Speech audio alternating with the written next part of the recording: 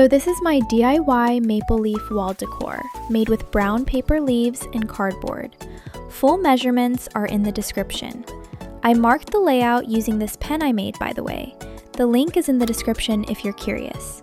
And for the pot, I covered it with coir rope, draping it kind of like hair.